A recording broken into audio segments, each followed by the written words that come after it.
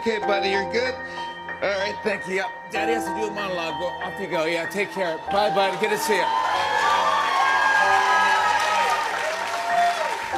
Welcome to the show, everybody. Did you guys see this last night? Elon Musk and President Trump held a press conference in the Oval Office, and they were joined by Elon's 4-year-old son.